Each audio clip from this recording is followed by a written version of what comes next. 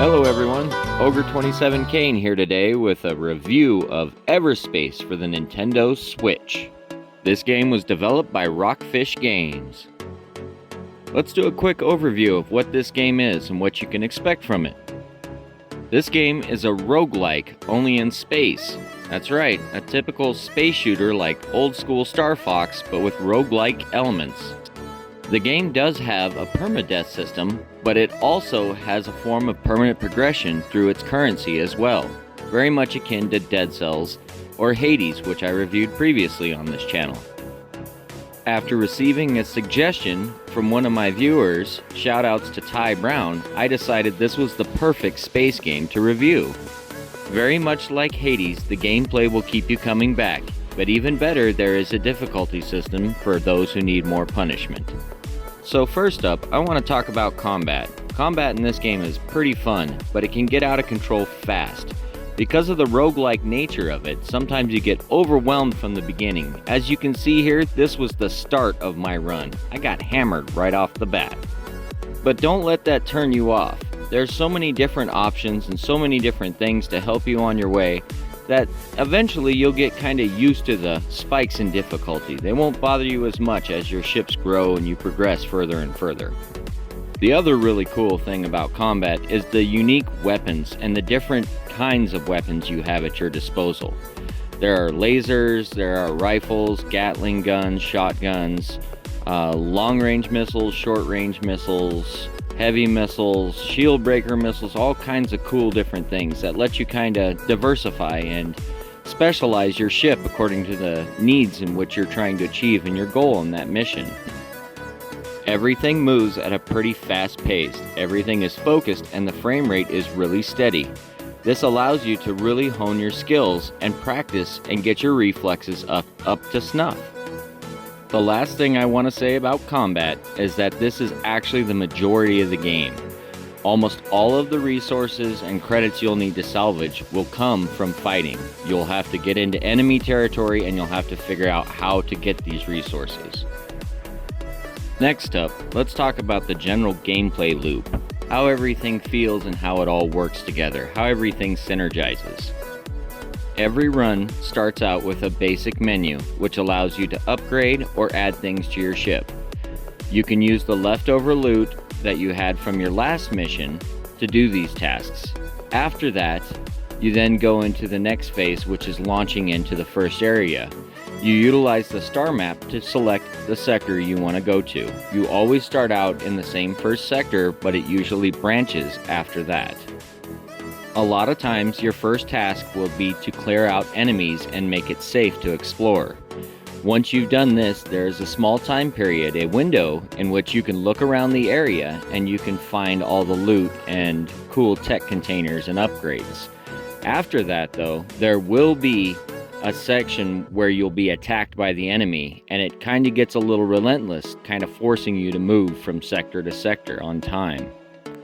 The story itself is interjected in between these sector movements, in between moving from the main areas to the next, and interacting with different characters throughout each area.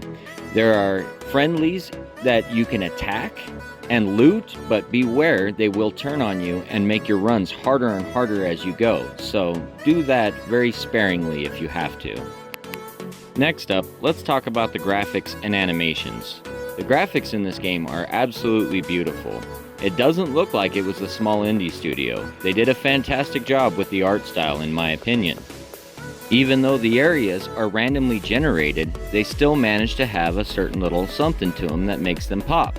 As you can see in this area, there's a planet with rings around it. At one point, I just kind of sat and stared at it. It's a beautiful game.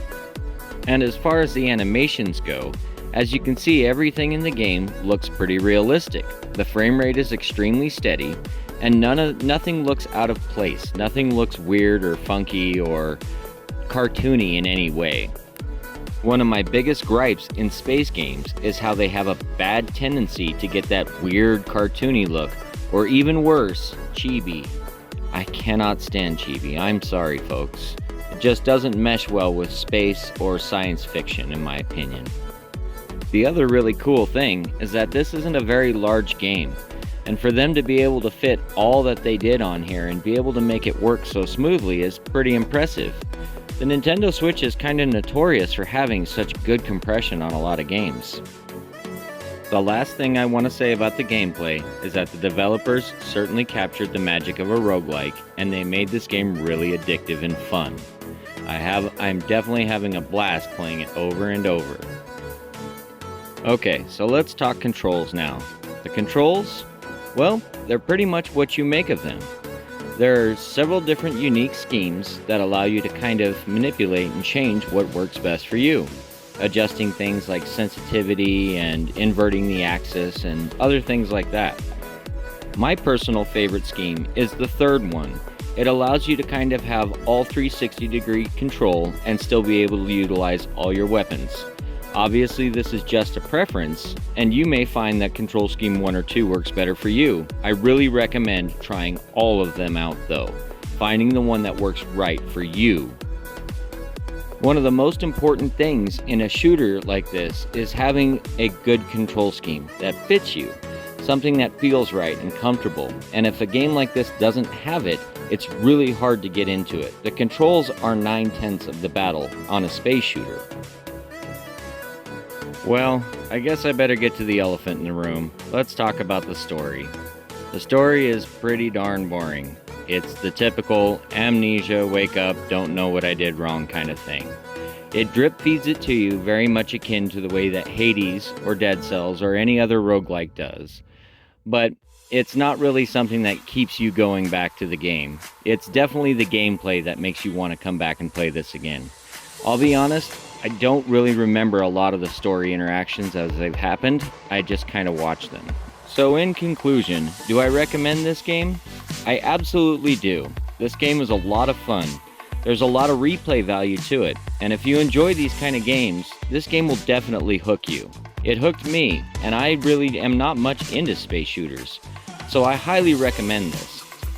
The last little thing I'll mention is the audio. The audio is good, it does its job, it has a lot of really cool ambient tracks, but that's about it. It definitely stays in the background and is not really a standout here.